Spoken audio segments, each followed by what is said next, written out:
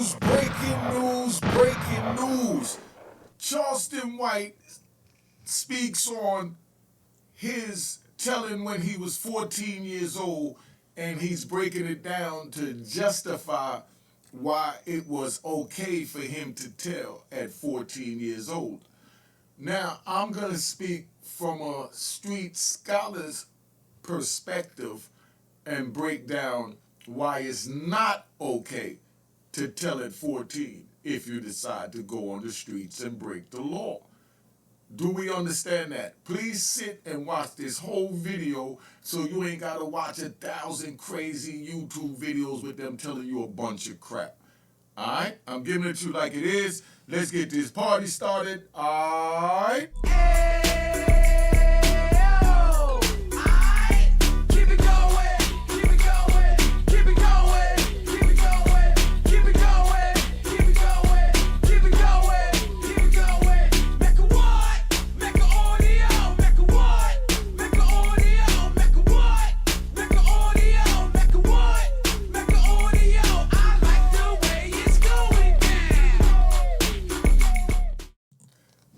You know what it is, Unique Mecca Audio, man. I'm back. This is what it is. Charlston White was up here. He spoke on some things about why you should tell or why it's permissible to tell at the age of 14 and, 15, 16, all the way up to 18 or something like that.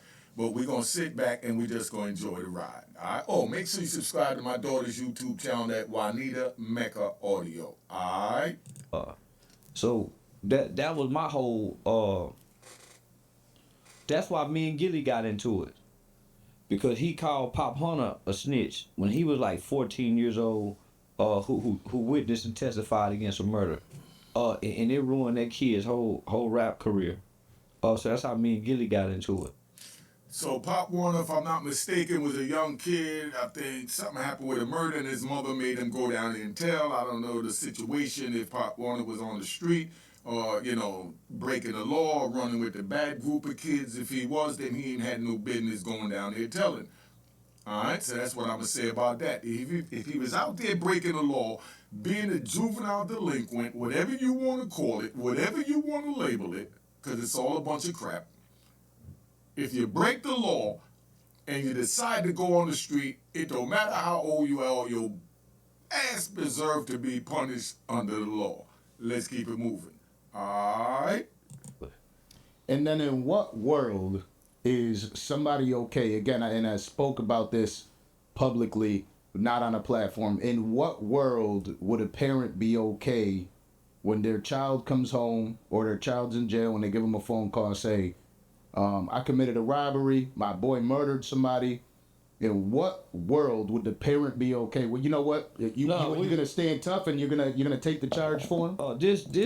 All right, pause. Let me say this, right? This is the Danza project, that I'm doing. I forgot to mention that earlier. But anyway, as we go, and he just asked a question, right? And Mr. Danza Project, Mr. Charlston White, I'm not here to disrespect y'all. I'm just here to lay down what the law is. In the world that it's okay for a child to call home and say that a murder was occurred and he's a part of it, but his friend was the shooter, and the parents said, tell, and everything is going to be all right because you didn't have nothing to do with it, that's the civilian world. That's where you raise your children. But when you on the street, I'm keeping it 100. If you don't want it raw, I'm going to give you 3 seconds to tap out and go to another channel. All right? And take that with you on the way out. Now, let me finish this up. If he sits there and a child decides to go on the street and he breaking the law and his comrade commits a murder while they put together a plan and the plan folded and went south, as they call it, that child is just as responsible to hold his young child comrade down the same way he would expect his young comrade 14 to hold him down. These is unwritten codes and rules, man. This is just what's told from you walk out the door, you know it. If you're in the street, hey, you're out there running, You know, if you break the lamp and you tell her that your brother did it, your mother gonna tell you don't be a tattletale. You know what I mean? She might even beat you, because that's what my mother did. If I told that my brother broke the lamp, my mother gonna beat my ass. I mean, what am I getting a beating for? Because you told on your brother. Never tell on your brother. That's what was taught to me from my household. I'm just telling it like it is, you know? And then I know households where I've been over kids' house when I was in grade school, I had a little Jewish kid, that's right. I had a little Jewish kid that was a good friend of mine. His name was Mark Birnbaum. I'm even going to tell you his name because he said he don't mind me mentioning it because I mentioned him a couple of times. But he's a little Jewish kid that I used to go to his house after school, went over there to school in Jersey, Lowell Elementary School. And after school, I walked down to his house, and when I go in his house, his mother's in there. She's baking cookies, and the uncle is coming over. He's a doctor, and the kid takes me to the room, and he got these little bugs. I'm talking about this is back in like 76. You know what I mean? 75, 76. He got these little bugs that you could put in the room, and you could hear what's being said. All this is what's happening right now. But this is in 1975. This kid had all these little things with the big stereo that came in a big wooden box, and we listening to what his brother's doing in the other room when we over there. That was David Birnbaum, you know what I mean? Good kids, you know what I mean? But Mark was a little eccentric, but we're not gonna get into that. But anyway, so I saw how the family structure looked at, and I enjoyed that. And then I had to cross the railroad tracks back to my side, where we go over there and your man's mom is, calling him inside while you're all outside, and she telling him it's time to eat, and he go inside and eat and come out with his mouth all greasy, and you sitting out there with nothing to eat, because his mama didn't want to break bread. But then I've been to the mama's house where, both of y'all come in here and eat, but this the side of the tracks we on, meaning it's hard for both of them, but one had a heart with the hardness, and that's the one that God blesses. But that's the household that I was raised in, Mr. Danza, from Danza Project. Check him out. We'll watch this full interview. But, where my mother told me, never tell on your brother. And if your brother fighting, you fight with him. And if you get something, you break that bread with him. Because I'm going to take you on another ride. But I'm going to hold up on that ride, and I'm going to get back to Charlston White. This ain't no robbery, nigga. This a misdemeanor theft. We doing what most criminal mischief children was doing at the time, homie. Were you a troublemaker at that time? Were you like a troubled kid around those times? No, I was starting to become one. So I probably had maybe 9 months of starting to become juvenile delinquent. Yeah. I was just starting to rebel. You know what I'm saying? My mom was pregnant with my little sister at the time. So yeah, I was just starting to rebel. Doing criminal mischief shit. Most people say, well, man, y'all was committing criminal acts. Yes.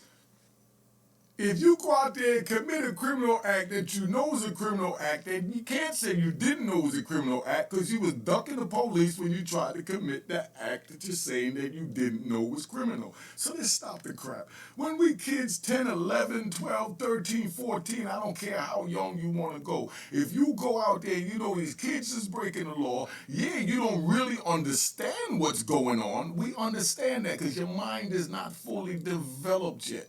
But when you enter into that world the same way your mind is not fully developed yet and you have sympathy towards that, is the same way if someone roll up in a house to take the drugs or to get revenge on someone from this world that I'm trying to prevent you from going down while I'm telling you this story. This is not to tell you these stories to brag about. But if somebody roll up in there because they're going to wet somebody up that robbed them and there's an 8, 9, 10-year-old kid in there, they're going to get bodied too. And that's all a part of these mean streets. It's the real. And then when you're going to say, oh, he killed an 8-year-old child. Yes, in a civilized world. But in that world, the daddy shouldn't have effed up, then the baby would have been alive. And I know this is hard for you to hear in such a raw term, but I'm just putting it like it is. In a civilized world, oh my God, they killed everybody from a 5-year-old baby up. I'm talking about this in the 70s. I'm talking about how I grew up, and in the 80s. You understand what I'm saying? In the early 90s, I got locked up in 93, so it was like that when I got locked up in 93. But when I come home in 2020, it's a whole new world where we got what they call a YouTube, where anyone could put up a TV channel like Unique Mecca Audio and Juanita Mecca Audio, my daughter's channel, now, and say what they want to say. So they come up here and they say things to make people see things in a manner they want them to see them in order to lead them down the path they want to lead them down for the character and the image that they're trying to project for themselves. And I'm just using that as a general statement. So don't go applying that to Charlston White, because Charlston White is up there. You know what I mean? I'm just using that statement as a general statement, because I want y'all to stay focused on where we at, because I don't want you to get sidetracked in the YouTube world and try and create something that's not there when I'm just using this video as a tutorial. Because what Charleston is saying is 100% right for a civilian kid. But if that civilian kid decide to cross the line and go over those train tracks onto the black ghetto minority side, now the same rules that apply to those minority kids apply to that suburban kid from the other side of the tracks. It don't now become juvenile delinquent acts because it's a suburban civilian child involved. But when you see it on the news and it's just a minority child from the ghetto where it's prevalent and permissible to some degree, and I say permissible to some degree because for people to even believe this crap that it's permissible to kill a 5 or 8-year-old child is crazy. From where I'm sitting now at 60, when I was in 25, it was like, man, such and such got killed. They killed a 5-year-old daughter with him too. You got, all right. And it's just like another statement. That's how it rolled off my head. But now that I found myself matured and have a heart with a little light in it, enough heart, enough light to know that that's wrong. That's what we dealing with over here at Unique Mecca Audio. I just want you to understand that I know that a lot of y'all watching this is on some, the OG speaking facts, because you know I'm speaking facts. And then you got some over there that's watching it that's not from our side, that haven't been on that side, that's saying, man, he crazy, he heartless, or he'll make no sense. You know what I mean? No, it's not supposed to make sense to you. Because that's the irrational side that a mind could conceive to make it okay to take the life of a child. Let me get back to this, man. We got a little too emotional here. Under the law and under moral statutes, children don't commit crimes. Children commit delinquent acts. See, that's what you call mollifying, right? Because we ride. So remember this word. I'm going to keep using this word with you because, this is my platform. Mollifying. Mollifying is when you try and make a wrong right. You know it's wrong, but you're trying to make it right. That's like you having a conversation with somebody, and every time you say something, you say, yo, you know what you did was wrong, da-da-da, and they say, yeah, I know, but... but what? Either it was wrong or it wasn't. There is no gray line. The but is the gray line. Do you feel what you did was wrong? Yeah, it was wrong, but what? No, I just want to say it. No, I don't want to hear it. Because now I know that apology is not sincere because you have a but behind it. We don't need the ass behind it. Keep your ass to yourself, and either you feel you was wrong or you was right. When somebody tell you I was right, but, or you was wrong, but, when they add but behind it, but doesn't mean to say that, There's still a reasonable doubt. And that's what I mean when I talk about like the big meats thing. You know, I still think there's a reasonable doubt there that Tammy might be just doing this, you know, to Meech with 50 Cent because, you know, she's a woman scorned, like R. Kelly said. You know, and I wanted to throw R. Kelly's name in that so you can understand what I'm saying because they're all criminals. And when you're in the hood, you got all kinds of people. You're going to have dudes that want to have sex with 15-year-old girls, and you know it's wrong. You know? And that's where the man in that household, how I was raised. I'm just saying I was raised. I understand y'all deal with the law now and all this, but I'm just saying I was raised where we was the law. If somebody talking to my man's 16-year-old sister that's 30 years old, and we find out, and my man want to go roll on that 30-something-year-old for screwing his 16-year-old sister, yeah, call me wrong. I'm rolling with my man, because that's my man, and I know it's wrong. But now, if my man allow it and she allow it, who am I to say something? I can still have my moral view on it. Where I look at my man like, man, yo, you got this sister talking, hey, yo, man, that's some pervert shit. You know, she's only 16. You say, nah, it's all right, you know? And the mother agreed with it. And this is what happened in the hood. But now it becomes the law where that's illegal when the mother agreed with it, the father agreed with it, everybody. Because if you didn't agree with it, we didn't go to the police and say they committed a Me Too act. We went and whooped that. And that's it. But now it turned into something else. And I know y'all understand what I'm saying. I know I'm giving y'all great content because you know, I'm feeling good right now while I'm up here blessing you with this, right?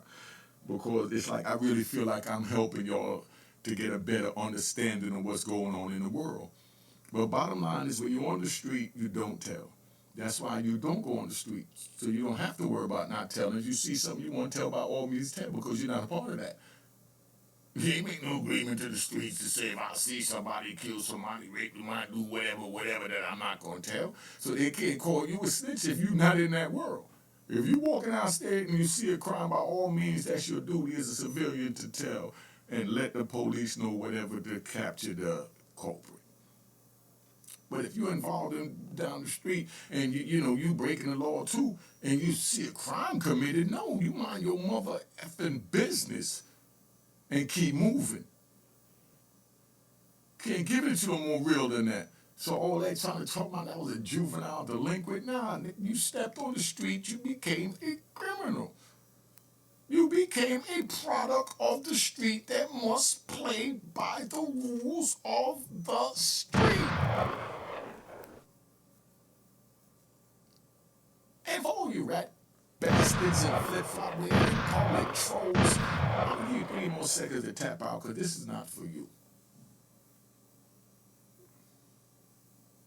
Alright. You already know the routine. You know the routine. Now, let's get back to this, right? Juvenile delinquents. So we're being delinquent, homie. You know what I'm saying? Even though we're committing crimes, we don't have the brain capacity to really be criminals. Oh, you got the brain capacity to comprehend that when you go out there and you doing something that you know if you get caught doing, you're gonna get in trouble, whether it's by your mother or it's by the law, then you have the brain capacity to comprehend that you're not supposed to do it. And whatever consequences or actions to that reaction comes, that's what it is. Let's keep it moving. Or to be criminal minded at 14, 15, 16, 17, 18. Modifying. It's just impulsive. That word. You know what I'm saying? Modifying.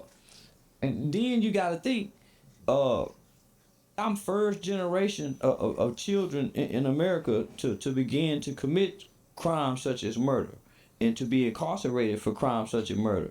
In the 80s, this was no thing in America. It wasn't until the 90s. So outside of places like California, Chicago, Philly, New York, Baltimore, DC, places where crack was hit real big in the beginning, children wasn't committing crimes. So Uh, Hold up, children weren't committing crimes. What city was you living in that children wasn't committing crimes? No disrespect, but I'm just saying, every city I put my feet in to hustling, children was out on the street committing crimes. It ain't a whole lot. Let's get that. It's nowhere near a whole lot. But you definitely had one or two or three, like I was one. Look at Shorty Pop in D.C. Y'all follow the D.C. history. Shorty Pop, 14, 15, 13, playing the bongos, good kid. But decided to step on the street. And he lived by those codes that he stood by because he knew what he was doing when he chose to go on the street. That's Shorty Pop. That's unique.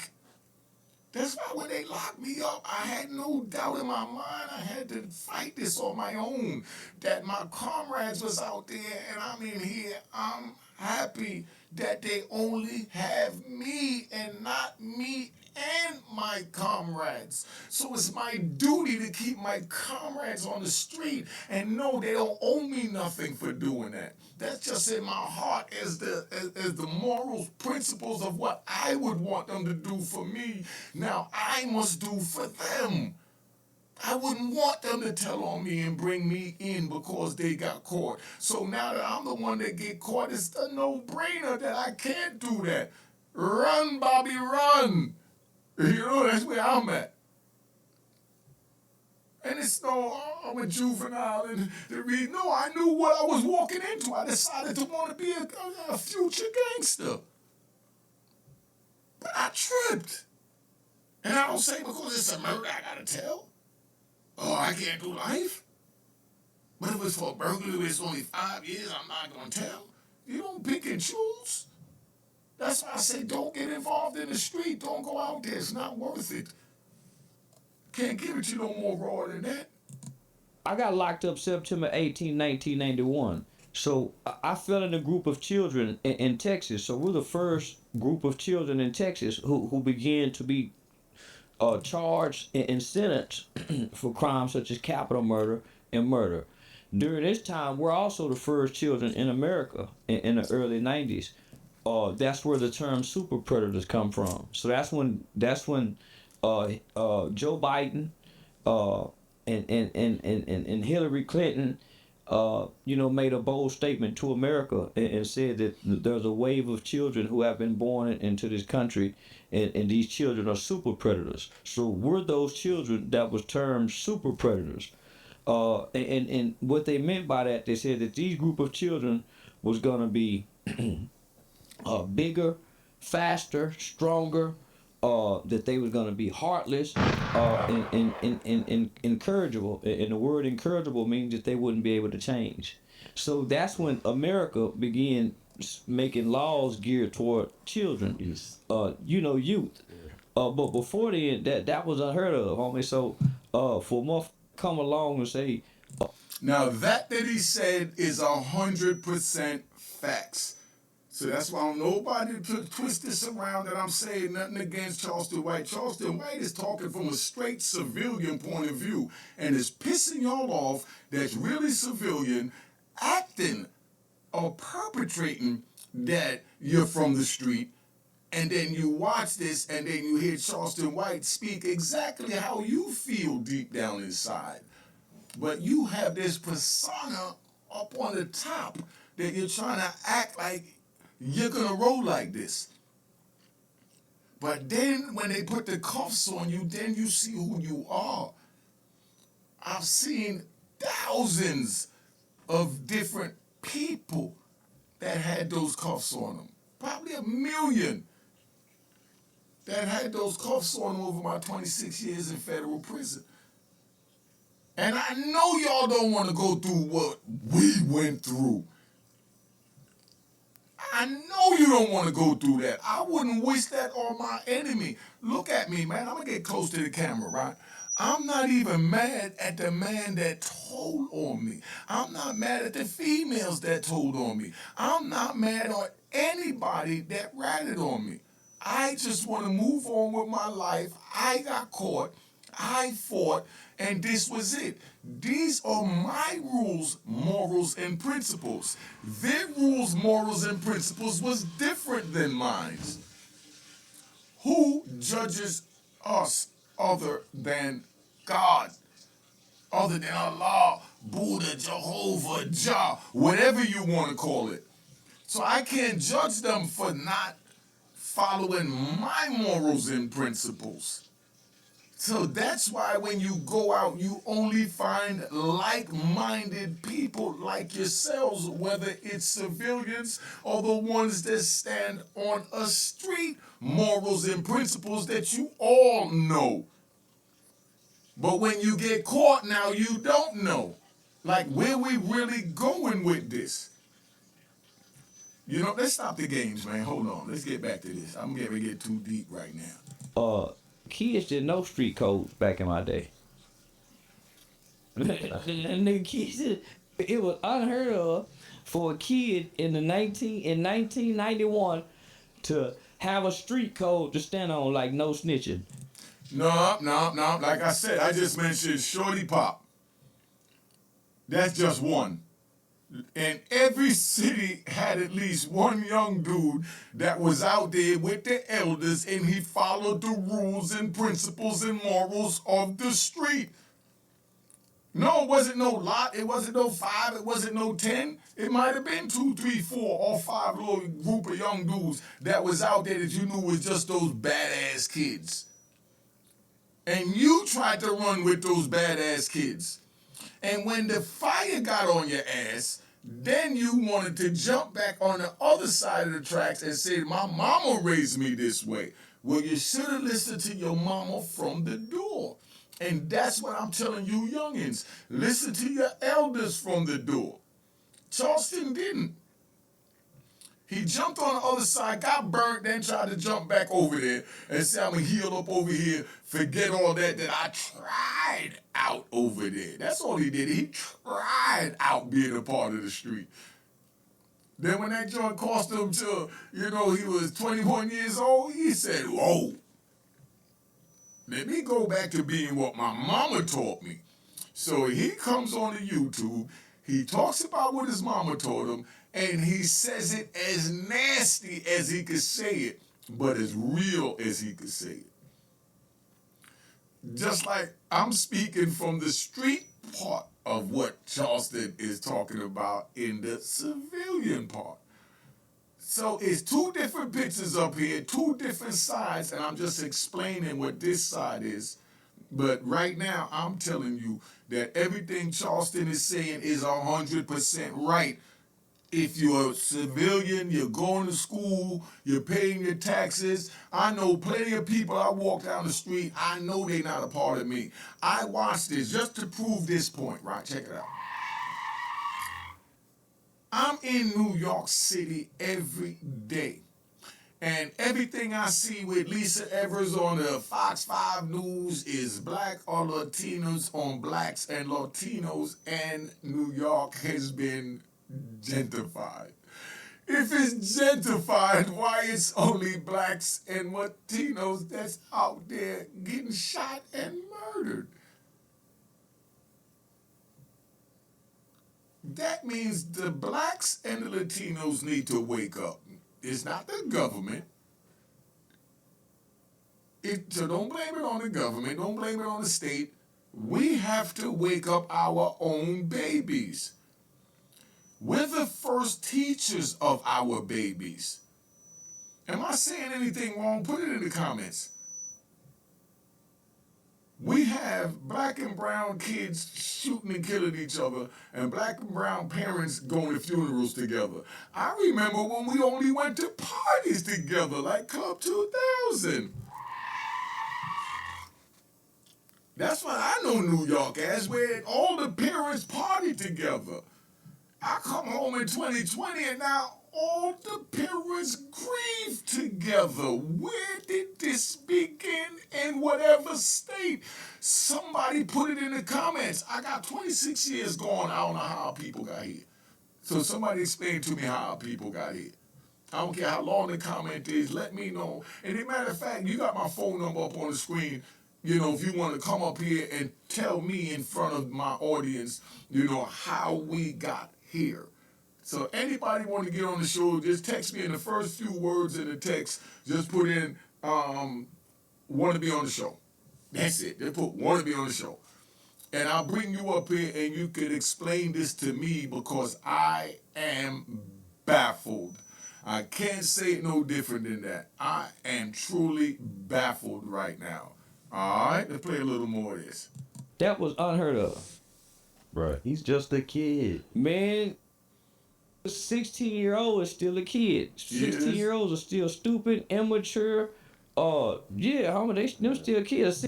And they still chose to get on the street where they know that it's wrong, and what they're doing, they're ducking the law. So if you ducking the law, you know you breaking the law. So if a 16-year-old kid, 14-year-old kid, 12-year-old kid go out there on the street and he's doing something and he's hiding from the police, and then when he get caught, then he wants to tell us, I'm a kid, my mind wasn't developed. Your mind was developed enough to know you were breaking the law to try and duck the police while you got caught. So stop the crap. Till y'all 12 years old, out to 14, 15, 16, all these ages, Charleston's over here hitting the violin about. I'm letting you know now, if you go out there, you're responsible to follow the same rules out there. And don't act like you don't know the rules. The rules are embedded within you. The rules is embedded in you, right? Whereas the rules are whatever you wouldn't want your brother to do to you, you wouldn't do to your brother. You understand what I'm saying? All right, let's keep this moving because we're on the ride. 16-year-old is no different than a 14-year-old. Right. That's why there's a lot. An 18-year-old is no different than a 16-year-old. That's why 18-year-olds should be in prison. Yeah, Right. it's not. Yeah, 18, that's no different. Homie. But this group today, they have a criminal culture. In the 90s, Black America didn't have a criminal culture for children who committed murder or committed crimes that nobody told on each other. Yes, they did. We know, right? Listen, we know. Let's get it right. Let me say this right, because Charlston is right to an extent where he's saying. You had kids that if they was from the street, you had kids that if they was from the street and their parents was from the street, the parents will push the child to make the decisions that them as the parent would make because they understand that their child got caught. So the same rules apply to their child that applies to them. But then you got parents like Charleston is talking about that they in the house doing the right thing. They don't know what their kid is doing out there. So now their kid get in trouble out there, but they raised by the parent in here, so they have these morals and principles as far as to tell if your brother break the lamp or whatever, simple. But he goes out there with the other half, and when he goes with the other half commit the most serious act to mankind, which is to unalive someone. So now that parent from the civilian point is going to tell the child by all means, you better tell him everything and let him know how he pulled the trigger, you know, and you even tell him why you think your friend pulled the trigger. But you do what you got to do to bring your black ass out home to me. You don't owe them home. Who's on the street, no street code, no nothing. And the mama, while she's saying that, knows that there's a street code. But she knows she turned her eye to her son and he ran to the street. So she's telling her son, no, I'm bringing you back and I'm going to raise you past that so that you don't have to deal with the consequences that come by getting beat down and labeled a snitch on the street side because I'm going to move you far away from that. Man, I can't break this down no more better than I gotta give myself a round of applause. I like this video. I gotta give myself a round of applause. I like this video. All right. Relax.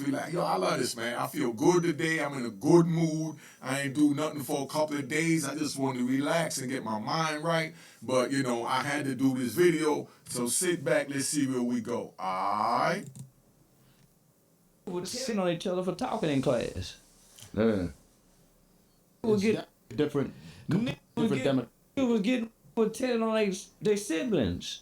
Right. Listen now. So now it was taught to be honest, to be truthful, especially if life loss was involved. No. Or as we say on the street, being that this is a gangster channel. Non-cipher, G. Non-cipher. Under no circumstances, if you're on the street or you to tell. I've seen and witnessed a bunch of people witness sisters killing sisters, and not one of them people thought about going up there to go tell about the sister that got caught, because that was family business. That's how we thought back then. We dealt with our own business, man. We dealt with our own business. And that's all that is. You can't get no real. I'm tapping you back into the 70s and 80s, man. We ain't even hit the 90s yet. I'm giving you the 80s and 90s, me, but I'm letting you know that everything Charlston White is saying, is right from a civilian point of view. He's not saying nothing wrong. So it's up to y'all to choose if you want to roll with Charlston White or you want to roll with the street. Not unique Mecca audio, because I see it exactly the way Charlston White see it at 60, but at 25, I saw it how you see it. So now I'm giving you a quick 25 years crammed in one to decide if you want to be like me, spending 26 and a half years in federal prison, or you want to be like Charlston White and stay out here and stay in your lane. Charlston haven't wavered from that lane. If he see it, he telling it. Charlston even had a video where he got a badge and he was so proud. And what Charlston say? And they gave me a uniform. He stays in his lane, man. You got to respect that. That's what. And then he's entertaining. I'm entertaining. That's what entertainment is about. It's not for you to get in your feelings and put your personal feelings in, because if you're putting your personal feelings in 9 times out of 10, you're putting it where it don't belong. Because feelings is supposed to always be controlled. If somebody could get you in your feelings, then now you're going someplace you don't belong. If somebody piss you off that bad, that means that you don't want to go there. So you pivot from it. Or them. Let's keep this moving, man. All right. So, no, that motherfucker is talking from the sidelines. There you go. But this is the hypocrisy. It's no different than Woody taking a stand. There you go. Talk about it. As a grown man. Huh. And killed black people. Talk about It's no difference. it. But there's people that shame Woody too. No, the culture didn't shame Woody. No, the culture didn't shame Woody. Because they the culture sympathize is with Woody. him. Yeah, because they is Woody. They didn't shame him. The They culture sympathize is with Woody. Now, what do you got to say to the people that say, you've been online talking about there's no paperwork on me? It ain't. It still ain't no paperwork. They showed y'all the video. Listen to this crap here. I haven't been a criminal as an adult to have paperwork on. Stop it, man. We saw your ass on stand testifying against you, man. I think you even said, yeah, you meant to kill him, or I heard this shot, or I popped him. You said something that you ain't even had no business saying.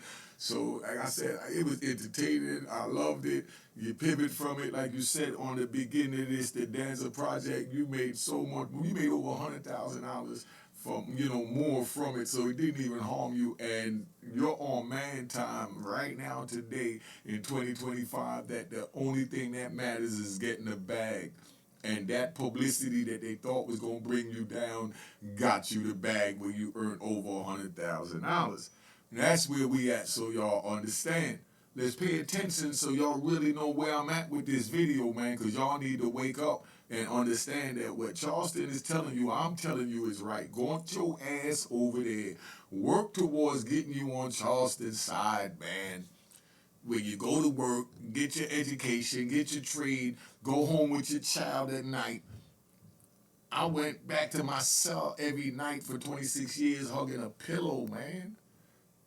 A pillow was my girl, and when they put me in a hole and I didn't have a pillow, it was freezing in the cell, but I used my blanket to hold me just to feel like I was holding something beyond just touching myself. And if this is what you want for yourself, be that little angel to go get it. But I'm telling you, you don't want it. So don't tell me you didn't hear this over here. You need to make an audio, so you need to share this video. You need to share this video. You can't get no more real than this. And I'm just in the zone right now. That's why I'm even giving you it this long. I've been on 40 minutes. And the tape that I'm looking at is 1 hour and 49 minutes. So I could ride the whole timer in now. And this is a good enough video to get my monetization, but it's not about the monetization and the money. It's about waking up my people. Let's get back to Charleston. On me. Right. Shout out to Eddie. Man, I haven't. I got out the boys' home in 1997 at the age of 21 years old, like 6 months before my 21st birthday in 1997. My juvenile record was sealed, so there's no paperwork. So when I got out as an adult, I didn't go to the streets. I wanted to go enroll in college. So you're saying that you have no paperwork as an adult, but you're trying to make that there's no paperwork. No, you still have your juvenile paperwork that you ratted as a juvenile, Charleston. That's the way it is. You ratted as a juvenile, just wear that and move forward. But now as an adult, this is where you at. That's how I see Charleston. That don't make it right. That's how Unique Mecca Audio see it. Just wear it, big bro. I told when I was 14, end of that. Don't need to spin it. The kids know if you got to duck the police, you know it's wrong, so you shouldn't be doing it. Can't say no more plainer than that. Don't need to harp on it. Let's keep it moving. So I wasn't living a criminal life in my 20s and in my 30s to have paperwork of telling on somebody. We ain't talking about just having paperwork in your 20s and 30s and telling someone. We talking about in what we call your jacket. Jacket, your jacket. And that's what we wear with honor on the streets. And that's what I'm bringing on YouTube, on the YouTube streets. That honor with that jacket. Let's keep it moving. Let's go, Charleston.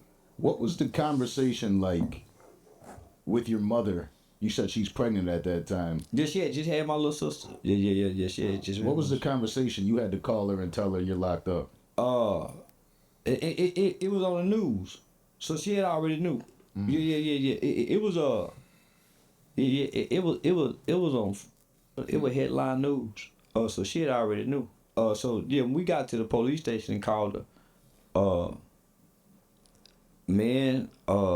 was she pissed? Was she nervous? I ain't. When somebody die, it's hard for your mother and father to be angry. Because this is the worst situation you can be in as a human. He said, right? To have taken to you either have to been killed. So this is an extreme shit. So this is where they cry, because now you done fell into this is every black parent's fear, that you done fell into the hands of the white man system now, and there's nothing I can do as a parent. All the other times I can come save you. Yeah, you can't come down to the court like you can go down to the school. All the other times I can come pick you up from the police station. Son, I've been telling you, I've been warning you about this, about hanging with these kind of people. There you go. My mama didn't know none of them I got in trouble with. Them wasn't my friends. Them wasn't my friends from school. Them wasn't my friends. Them just I was hanging with that day. Mm-hmm. See? So keep it real. my mama, my mama was hurt. Just not just her voice, but the pain in her face. Cause you talking about capital murder. We been charged with capital murder, and we some black kids that done killed the white man in 1991, not too far from the 80s. Word. Yeah, they this is terrifying for a black parent. Yeah. And your mother and father were around at the time? Yeah, my daddy was, but shit, he was in Fort Worth. We lived in Arlington. So yeah, my daddy was fucked up too. Everybody was. But Did they know right off the jump that you weren't the one that pulled the trigger? Yeah. Did everybody know? Yeah. Cause I imagine when you got picked up. Well, because we didn't get picked up right away. Okay. So we got to go back, and talk about it and tell people what happened. So yeah, everybody knew. This was. So you got to think, I'm one of the first children in Fort Worth, Texas, to be tried and adjudicated for the crime of murder. So it was me, Jose Rodriguez. It was 3 skinheads, Josh Henry them, 3 skinheads that had killed this black dude. Mario Lopez, Anthony Lightfoot, who else? Anthony Lightfoot, is that the Doolittle? Nah, that's my co-defendant, but he in the group with us. So it's about 10 or 12 of us at that time that had committed a murder during the end of '91. And before then, children had never committed murder in our city before. That's just your city. That was happening in multiple cities. So you add all those kids up and you get a nice number of what you call juvenile delinquents. And what do society deal with them? Y'all put it in the comments. If you want me to do the rest of this video, I'll take it on from here. But I've been up here going on 50 minutes. Let's ride out. Subscribe to my daughter's YouTube channel at Juanita Mecca Audio, spelled Juanita. I gave her that name, Mecca Audio and Mecca Audio TV and Unique Mecca Audio Prison Story. All right. Cheers, toast the crime, the crime.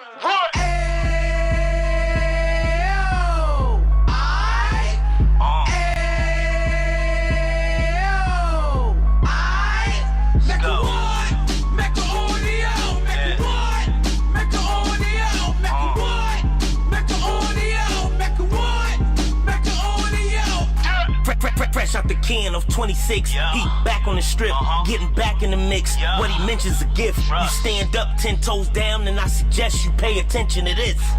Take a little gully posse and put it in Harlem. He cut from the bottom, came up from the bottom. Drop the book, you should go and get it. The Instagram page and the YouTube, you could go and visit. Then you could consider yourself LinkedIn. Sit front row and get Jews from a kingpin. How he went through it, so you ain't gotta go do it. To not pay attention would be stupid. Talking about a man that probably put your grandfather on. Probably the reason that him and your grams got along. A man that generated millions on the block, did his time, never squilling to the cops, Mecca Audio.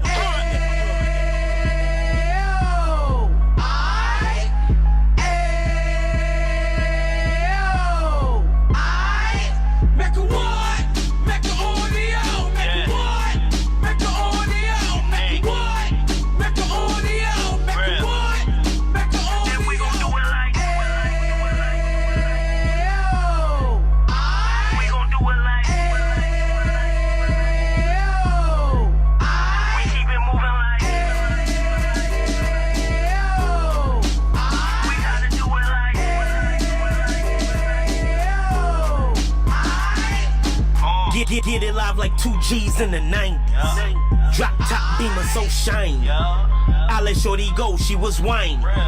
Treat her like my past, she behind me.